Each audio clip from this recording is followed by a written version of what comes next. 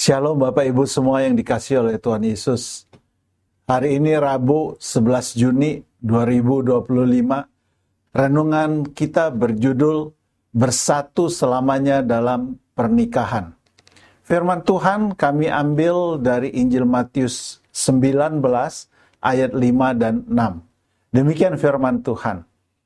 Dan firman-Nya, sebab itu laki-laki akan meninggalkan ayah dan ibunya dan bersatu dengan istrinya, sehingga keduanya itu menjadi satu daging. Demikianlah mereka bukan lagi dua, melainkan satu. Karena itu, apa yang telah dipersatukan Allah tidak boleh diceraikan manusia. Pernahkah Anda mendengar mengenai ikan yang disebut sebagai ikan sungut ganda atau ikan pemancing? Ikan ini adalah ikan laut yang terkenal dengan karakteristik predatornya yang ganas dan unik. Karena ia mencari mangsa menggunakan pancingan yang mencuat dan menggelantung dari atas kepala mereka. Pancingan tersebut dapat mengeluarkan cahaya, sehingga ikan-ikan yang tertipu akan berpikir bahwa pancingan tersebut adalah makanan.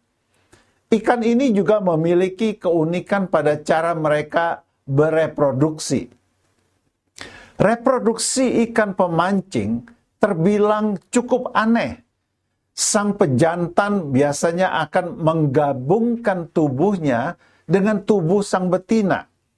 Ketika seekor pejantan menemukan seekor betina, secara perlahan ia menempelkan tubuhnya sendiri kepada tubuh betina.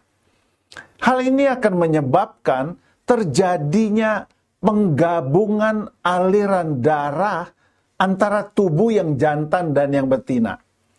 Sang pejantan akan kehilangan sebagian besar organ tubuhnya, selain organ reproduksi yang akan tetap berfungsi untuk menghasilkan sperma. Saat waktunya tiba, ikan betina akan menggunakan sperma dari ikan jantan untuk membuahi telur di dalam tubuhnya. Dari cara reproduksi ikan pemancing yang unik ini, kita diingatkan tentang hubungan suami istri di dalam pernikahan.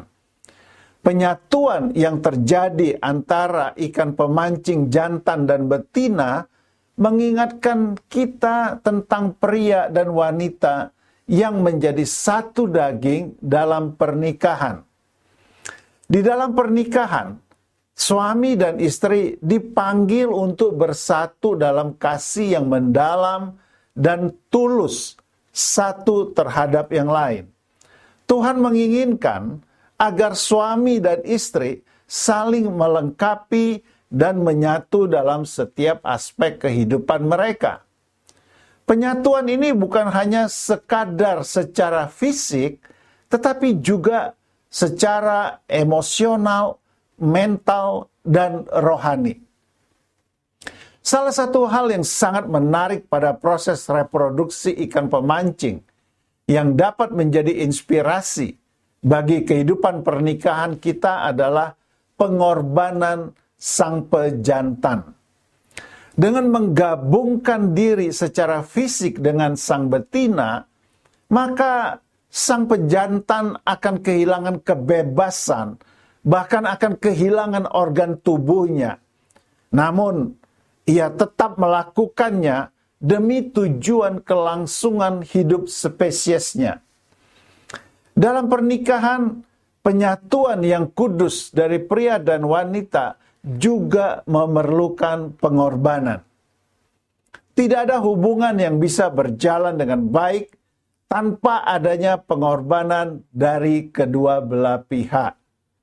Suami dan istri harus siap untuk mengutamakan kepentingan pasangannya dan berkomitmen untuk saling melayani dalam segala keadaan.